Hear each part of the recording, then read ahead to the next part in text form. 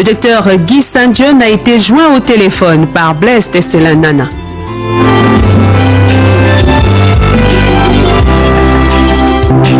Bonjour, Monsieur le Président. Bonjour, Monsieur Nana. Monsieur le Président de l'Ordre des médecins, le décès du docteur Hélène Ngorkana fait tellement de bruit qu'une certaine opinion se demande si l'Ordre national des médecins du Cameroun a conscience de ce que plusieurs autres familles ont été éprouvées et continuent de l'être au sujet des décès survenus dans les mêmes circonstances. Oui, bien sûr, effectivement, nous comprenons très bien. Je vous avoue que nous avons même été plus ou moins taxés de corporatistes, mais ce n'est pas le cas. Ce n'est pas le cas parce que le médecin ne peut pas être insensible à la misère d'une famille. Et le décès est la chose la plus grave. Non, il s'est agi simplement d'une circonstance qui a été portée à notre connaissance et qui nous a permis d'agir comme ça. Ça aurait été un citoyen lambda, nous aurons fait exactement la même chose, croyez-moi. Est-ce la première fois, Monsieur le Président de l'Ordre national des médecins, Dr Guy Saint-John, est-ce la première fois que l'Ordre national des médecins est ainsi saisi? Non, je dois vous avouer que non.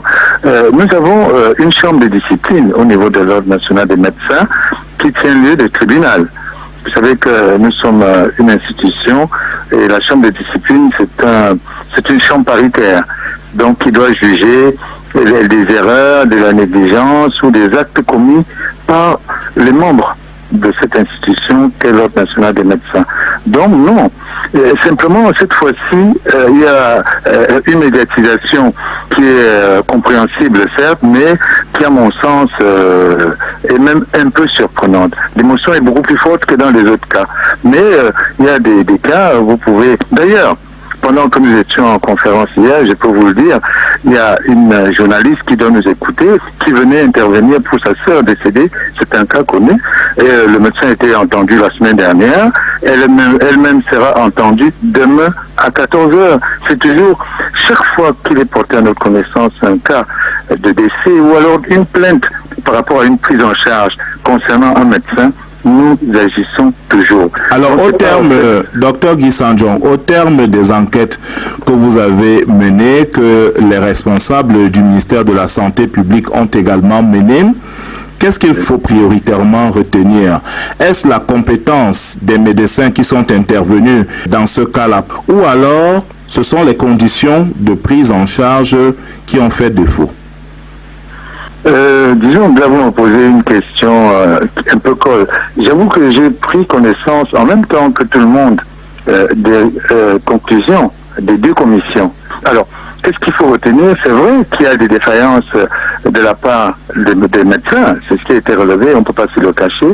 Permettez-moi d'attendre qu'ils en répondent devant le Conseil avant que cela soit porté à la connaissance du public.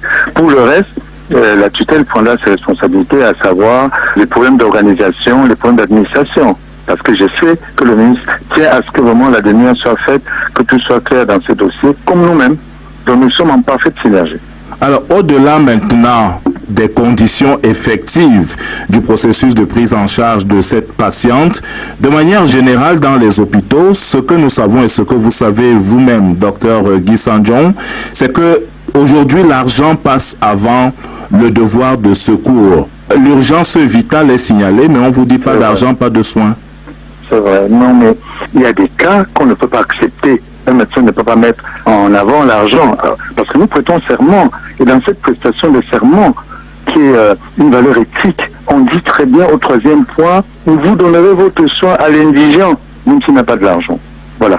Ce qu'il faut faire, c'est en réalité sortir le médecin des problèmes financiers, des problèmes simplement des gestions hospitalières ou des cliniques même. Moi-même j'ai une clinique, mais je ne sais même pas ce qui se passe à la caisse. Aucun malade ne m'a jamais tendu un franc. C'est ce que j'ai dit à mes confrères. Il doit y avoir une gestion indépendante. Mais cette gestion indépendante, et c'est là où je vous rejoins, doit avoir les moyens de faire fonctionner la structure, que ce soit une clinique privée ou un hôpital.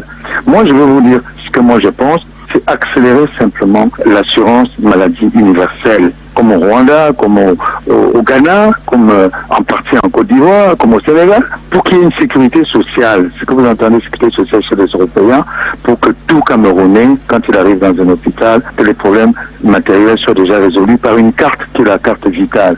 On est un des rares pays à avoir un ministère de la sécurité sociale. Nous savons que les projets sont en cours. Il faut tout simplement accélérer la finalisation de ce projet. Alors, au lendemain de votre sortie, Monsieur le Président de l'Ordre national des médecins du Cameroun, nous avons envoyé nos collègues de CRTV Littoral sur le terrain afin de savoir quelles sont les réactions après les déclarations de l'Ordre national des médecins du Cameroun. Qu'est-ce que ça vous fait de comprendre que personne n'a voulu parler, que ce soit à l'hôpital général de Douala, que ce soit dans les autres formations sanitaires impliquées dans le décès de votre consoeur?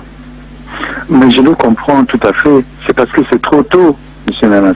Ceux qui ne veulent pas parler, peut-être, j'avoue, je ne sais pas, peut-être est-ce parce que au niveau de l'hôpital général, par exemple, ils sont, on a fait plusieurs, il y a eu 5 commissions d'enquête, 5 enquêtes, moi, ce qui me révélé, ça vient de partout. Ça fait donc, évidemment, chacun est sur ses gardes.